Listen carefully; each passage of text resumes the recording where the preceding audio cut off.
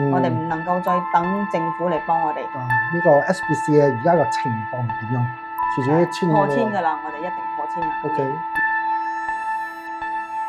已經係有俾開政府嘅，所以對於 MPSK 呢一個動作啦，就係非常之唔負責任啦。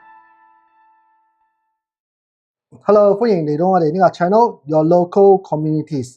今日咧，我哋嘅 topic 咧係關於到 The Crisis of SPCA Semekan。So 最近咧，我哋就睇到SPCA 個 post 喺 Facebook 啦，都有好多嘅唔同嘅情況出現啦。So 特別係今日我好榮幸咁有邀請到我哋嘅 SPCA 嘅秘書面尊，So 佢會嚟解釋同埋講解一下呢啲嘅關題啦，呢啲嘅問題啦。So 第一個面尊啊 ，So thank you for coming and joining us。So 你可唔可以解釋一下同觀眾講下你呢個 SPCA 而家嘅情況係點樣？OK， 大家好，我叫 Jane。咁樣SPCA 而家嘅情形啊，其實係好嚴重啦。OK， 真係會好嚴重。點解咧？我哋喺2019嗰陣時候，即係講我哋嘅疫情仲未開始嗰陣時候咧，我哋嘅總數量係350至380隻狗貓嘅啫。即係喺入邊嗰個 shelter 入邊只有350個啫。係啦，最多係350個。最盡係380。哦 ，OK， 350至380左右啦。OK， 咁樣一 MCO 過後啦，即係疫情過後啦。咁樣當然我哋係冇辦法可以邀請到醫生幫我哋做閹割嘅手術，亦都咁當然亦都好多 local 嘅 clinic， 我哋都好明白，因為佢哋都自有自己嘅 clinic， 佢哋要照顧，所以變咗亦都幫唔到我哋。咁樣喺呢個短短幾年之間咧，我哋就係翻倍，到而家已經係差唔多到850隻㗎啦。如果我哋咁樣嘅情形底下再行落去咧，破千㗎啦，我哋一定破千啦。So 而家嘅情況就係講你哋有 overpopulations。可唔可以解釋一下咩係 neutral program 同埋你哋有起緊一個新嘅個 facilities 喺呢個？係啦。咁樣其實因為我哋亦都有去咗好多次嗰啲即係講點樣去 control 呢啲recommended 嘅一個 idea 嗰啲方法，我哋都已經係有俾開政府嘅。但係只不過好多時我哋講咗同埋正式會係實行係兩回事嚟嘅。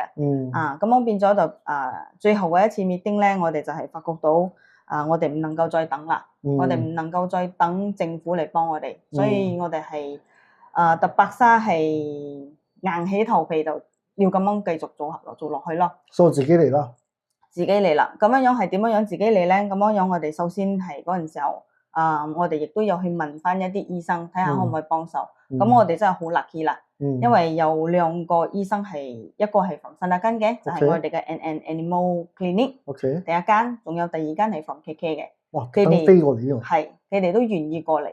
只不過 KK 嘅話過嚟咧，我哋係需要一個 facility。因為點解咧？佢哋嘅醫生過嚟嘅話咧，佢一做佢就會一下做幾十隻，變咗我哋閒時都冇地方啊而家。所以我哋真係需要一個 recovery 嘅地方係俾呢啲每個月閹到嘅狗。咁呢一個 project 咧，其實我哋唔係行短期噶，我哋已經係 target 咗，已經係 plan 好咗係行12個月。所以我哋一定要有一個好 proper 嘅地方俾佢哋做 recovery。所以而家喺 SPCA 嗰個地方已經有咗呢個起緊呢個嘢。OK， 其實我哋都要透過呢個 channel， 我哋都想thank you 大家啦，因為真好短嘅時間咧，我哋係可以揾到足夠嘅啲鐵料嚟做呢50個籠。OK， 亦都好 thank you 有一個 uncle 佢都係願意幫我哋係免費去做呢啲籠。呢次係唔需要 charge 我哋嘅人工費咯。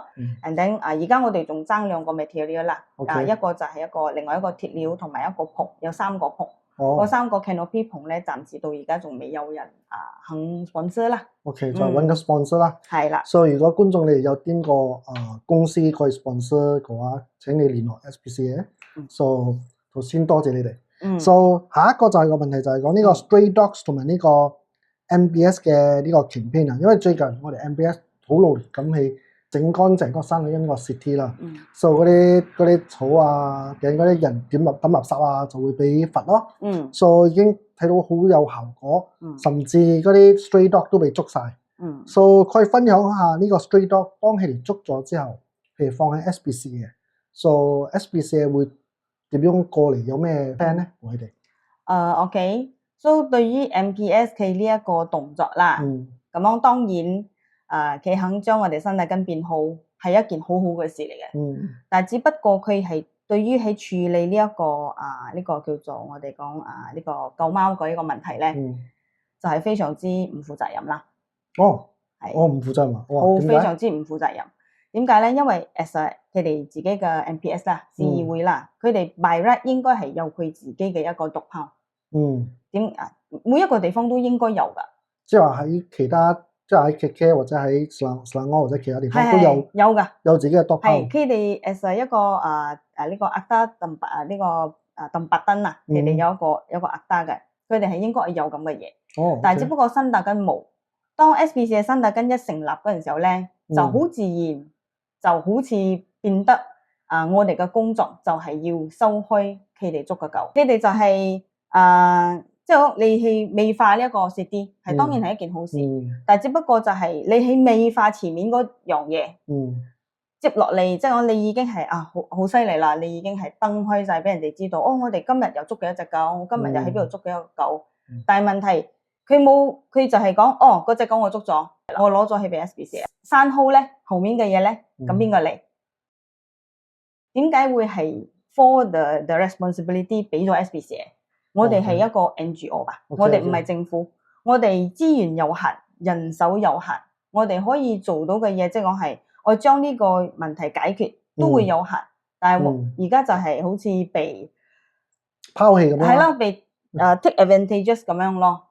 後面嘅工作係冇你。我聽講呢個 program 其實原本就係 SPCA 負責，就係攞個狗，如果係傷嘅話就醫好佢，嘅放到一段時間，再放翻喺原本個地方。OK， 呢個我哋就係 come back to 我哋以前個 program 係叫做 Trap, Neuter and Return。OK， 所以呢個方法咧，唔係我哋 SPCA 新大根講噶，係世界性認同嘅一個方法。即係全世界嘅 SPCA 都係咁樣用，咁行啦。係啦，係認同嘅方法嚟噶。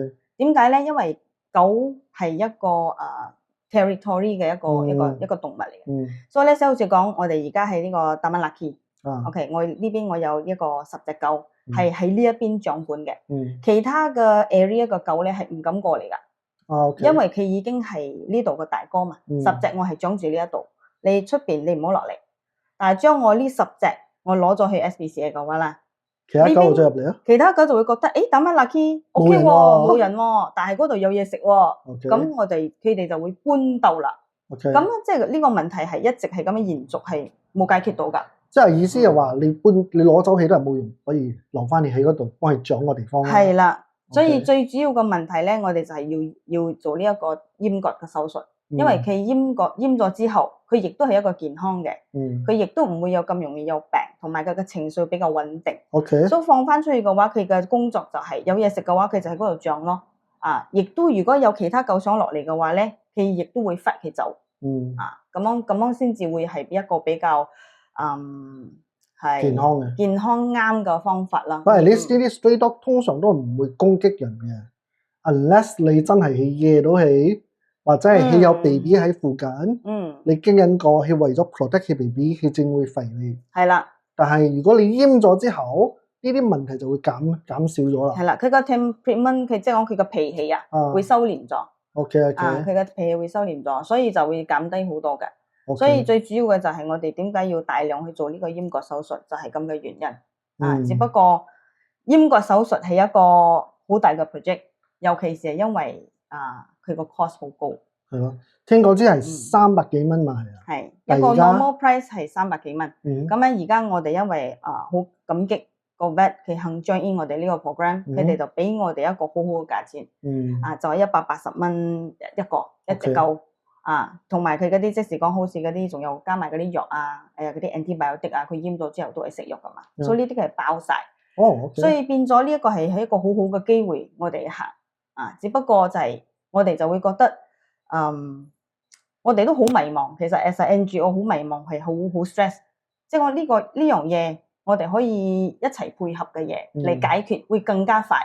但係點解呢啲嘢係政府會將成個波抌晒俾我哋，又唔俾我哋撈翻個波出去？